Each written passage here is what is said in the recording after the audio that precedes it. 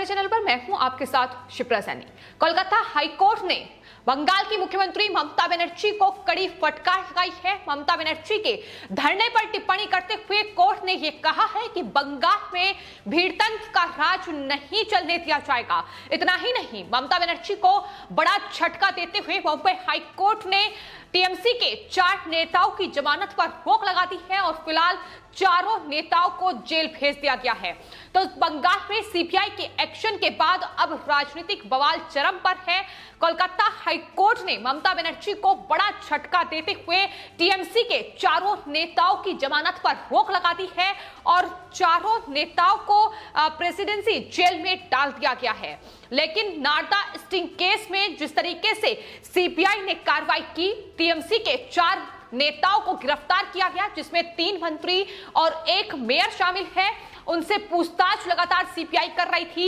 इस बीच ममता बनर्जी सीबीआई दफ्तर के बाहर पहुंची और ये कहती नजर आई कि दरअसल उन्हें भी गिरफ्तार किया जाना चाहिए। लेकिन उसके बाद करीब 6 घंटे तक सूबे की मुख्यमंत्री ममता बनर्जी ने सीबीआई दफ्तर के बाहर जमकर बवाल काटा और टीएमसी के समर्थकों की भारी भीड़ वहां मौजूद रही। उस पर भी कोर्ट ने टिप्पणी की है।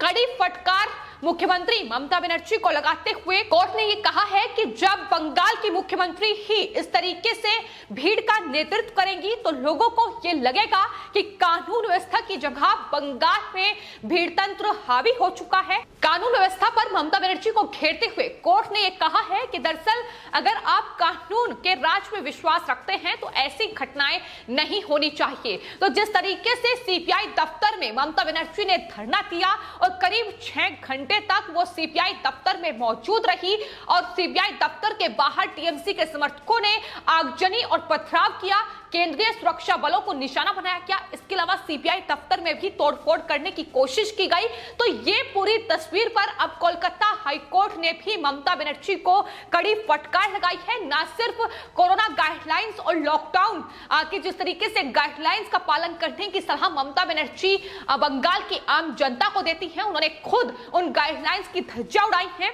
जिस तरह से उनकी बौखलाहट सामने आई, सीबीआई पर तमाम सवाल ममता बनर्जी की ओर से खड़े किए गए और कहीं ना कहीं सीबीआई की इस पूरी कार्रवाई में बाधा बनने की कोशिश भी ममता बनर्जी की ओर से पुरजोर तरीके से हुई।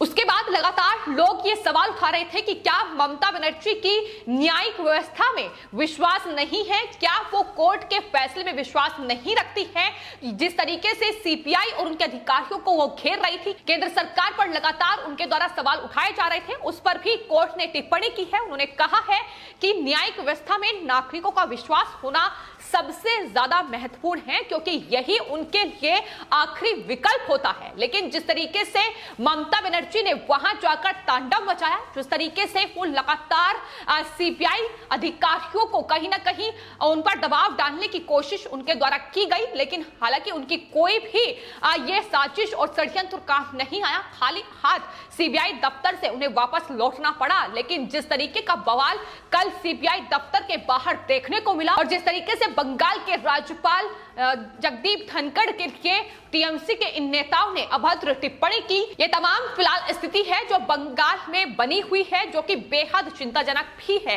न सिर्फ ममता बनर्जी को कोलकाता हाईकोर्ट की ओर से फटकार लगाई गई है, बल्कि आपको बता दें न सिर्फ ममता बनर्जी अकेले सीबीआई दफ्तर पहुंची थी, बल्कि बंगाल के जो कानून मंत्री हैं मुलायम घटक, वो भी अपने समर्थकों के साथ कोर्ट में पहुंचे थे। और आपको बता दें वहां कम से कम वो 2000 से 3000 समर्थकों के साथ मौजूद थे, जिस पर कोर्ट ने टिप्पणी करते हुए यह साफ तौर पर कहा है कि इस तरीके का मुख्यमंत्री का धरना और इस तरीके से कानून मंत्री के साथ इतनी समर्थक किस तरीके से कानून की धज्जियां बंगाल में उड़ाई जा रही है, यह बेहद असामान्य परिस्थिति इस वक्त बंगाल में बनी हुई है।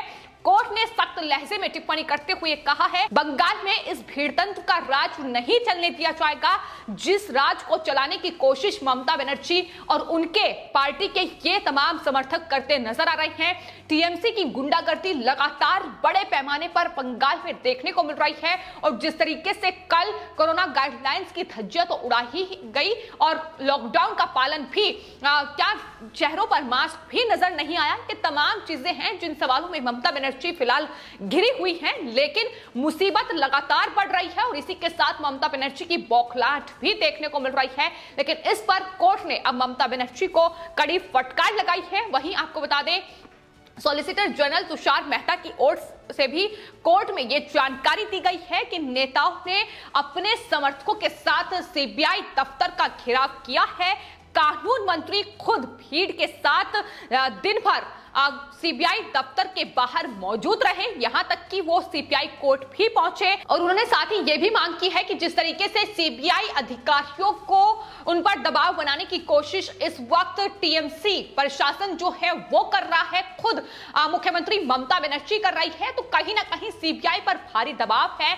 ऐसे में उन्हें सुरक्षा प्रदान की जानी चाहिए, ये भी साफ तौर पर कोर्ट में मांग की गई है। इससे पहले आपको बता दें, सीबीआई ने इन 4 नेताओं को गिरफ्तार किया था, जिसमें ममता बनर्जी के बेहद करीबी 2 मंत्री हैं जो कि उनकी सरकार में अभी भी हैं और साथ ही मेयर भी हैं।